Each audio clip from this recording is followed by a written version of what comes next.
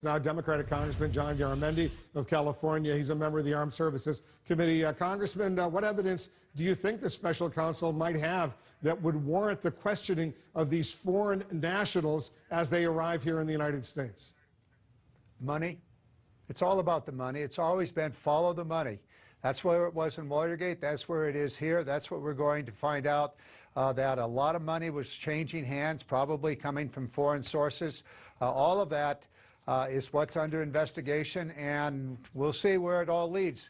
But clearly it's closing around the White House, and now the president is the subject of an investigation, not a target. Maybe there's some difference between the two, but we used to say, well, it's getting close to the Oval Office. No, it's in the Oval Office now. If Russians did illegally funnel money into the Trump campaign, would Americans have known about it? Could this raise the question, once again, of collusion? Most definitely.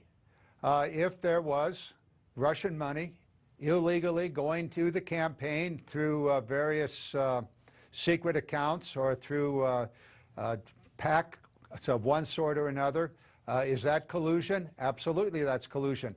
Your reporters very clearly laid out that the top echelon of the Trump campaign was in communication with the Russians. There's no doubt about that. The Trump Tower meeting and many other meetings took place, even in some islands off in the Indian Ocean. So there's no doubt that there was at least communication. Does that mean collusion? Well, if money is moving from Russia into the campaign through one mechanism, legal or illegal, yes, then that gets to be the word collusion. Does Mueller's teams informing the Trump legal team their word that the president is not a criminal target increase the odds that the president will eventually sit down with Mueller for questioning?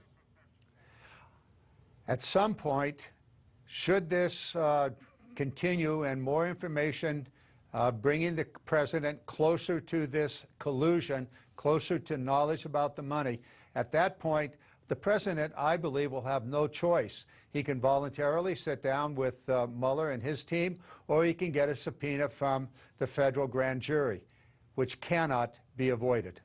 Let's get to another sensitive issue that I know you're working on. The president is clearly moving forward with his plan to send National Guard troops to the U.S. border with Mexico. What's your reaction?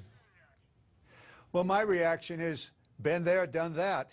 It seems every time there's a midterm election, the president, George W. Bush, 2006, Barack Obama, 2010, and guess what? Now, Donald Trump, 2018, midterm elections, one and all, send the National Guard, save us from some horrible disaster on the border. Here we go once again. The question is it necessary, given the fact that Congress has substantially, over the last several years, including just 2 weeks ago, significantly increased the ICE program, the Border Patrol, everything from drones in the sky to various technologies, as well as improving the fences, the border walls, all of that. Do we now need to have the National Guard? Well, certainly for political purposes, it appears that that's necessary. It was in 2006, 2010. Guess what? Another midterm election, apparently necessary once again. Those National Guard troops, according to the Homeland Security Secretary, could be arriving to begin with later tonight, as early as tonight. Let me also get you to watch what the outgoing National Security Advisor, General H.R. McMaster, had to say about Russia. Listen to this. Russia has used old and new forms of aggression to undermine our open societies and the foundations of international peace and stability. Russia brazenly and implausibly denies its actions, and we have failed to impose sufficient costs. All right, so what does it tell you that this outgoing member of the Trump White House, the National Security Advisor to the President, is making this admission that the U.S. has failed? This is not news. It's news that he said it. It's been said by others. It's been perfectly clear that this president is failing in his fundamental duty of protecting the United States from the Russian aggression. The Homeland Security Department, when providing information on Russian hacking into the grids, into the power grid, into critical infrastructure, called it an act of war. Well, that's what the president is there for, to protect this nation.